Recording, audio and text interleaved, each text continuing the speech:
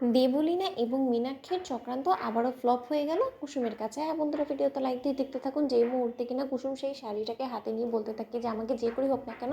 দেবলীনা ম্যাডামের ছোড়া এই চ্যালেঞ্জে জিততেই হবে, এর জন্য আমাকে যে করেই হোক না কেন যত শীঘ্রই সম্ভব এই শাড়িটাকে ঠিক করতে হবে। কিন্তু এই শাড়িটা যদি আমি এখন ধুতে লাগি তাহলে তো অনেক সময় পেরিয়ে যাবে এবং এত তাড়াতাড়ি শুকোবেও না, এবং এই শাড়িটা আমি কোনো মতেই দেবী মায়ের ইচ্ছে অনুযায়ী আজকের এই আলতা উৎসবের অনুষ্ঠানে পরতেও পারবো না। এবার আমি করবো তো করবোটা কি? অন্যদিকে কুসুম যখন নিজে জাদুঘরি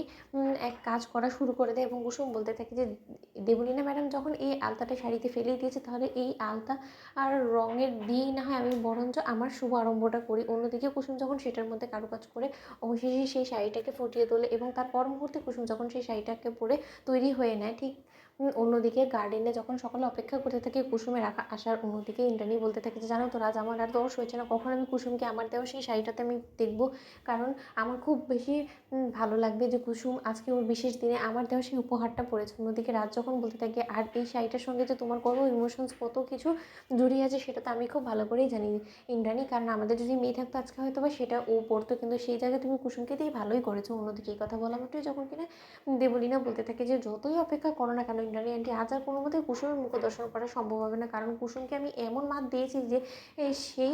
চক্রান্ত কুসুম আমাকে ফেল করাতে অনেক পরিশ্রম করতে হবে, যে পরিশ্রম করতে করতে আজকে গোটা অনুষ্ঠানের সময়টাই ফুরিয়ে যাবে। অন্যদিকে এই কথা বলা মানে যখন কিনা ঈশান বলতে থাকে যে দীপালি আন্টি তুমি বরঞ্চ গিয়ে একটু দেখো তো যে জাদুঘর কোথায় রয়ে গেল, এখনও পর্যন্ত আসছে না কেন, কিসের এত সাজগোজ করছে ও। ঠিক সেই মুহূর্তে এটা বলতে না বলতেই অমনি যখন কিনা কুসুম চলে আসে, ঠিক সেই মুহূর্তে কুসুমের পরানো সেই শাড়িটা দেখা মাত্রই কুসুমের গায়ে দেবলীনা বলতে থাকে যে এটা কী করে সম্ভব, না না না আন্টি এটা তো কোনো মতেই সম্ভব নয়। অন্যদিকে কুসুমের শাড়ির রঙটা ঘুরে যাওয়া মাত্রই যখন কিনা ইন্দ্রাণী গাঙ্গুলি বলতে থাকে যে কী ব্যাপার কুসুম, তোমাকে আমি যে শাড়িটা দিয়েছিলাম সেটা তো সম্পূর্ণরূপে সাদা ছিল, এখন হঠাৎ করে এই শাড়ির মধ্যে এতগুলো দাগ কোথা থেকে চলে এলো। ঠিক সেই মুহূর্তেই কুসুম যখন বলতে থাকে যে এই দাগটা হয়তো বা আমার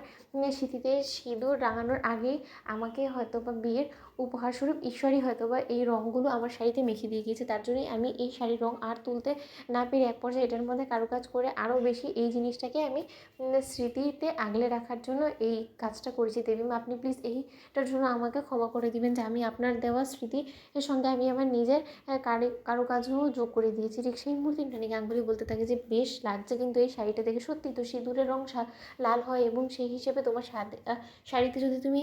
আলতা দিয়ে কিছু করেও থাকো তাহলে তো তুমি খুব একটা মন্দ কাজ করোনি। ঠিক সেই মুহূর্তে দেবলীনার কাছে এসে কুসুম বলতে থাকে যে খুব করে তো চেষ্টা করেছিলেন দেবলীনা ম্যাডাম, কই আমাকে আটকাতে পারলেন। অন্যদিকে কুসুমের যখন কিনা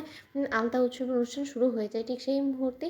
রাতুল কুসুমকে আলতা পরাতে না পারার ফলে এক পর্যায়ে আয়ুষ কুসুমের পায়ে আলতা পরিয়ে দেয়। তো বন্ধুরা লাইক শেয়ার করে সাবস্ক্রাইব করুন।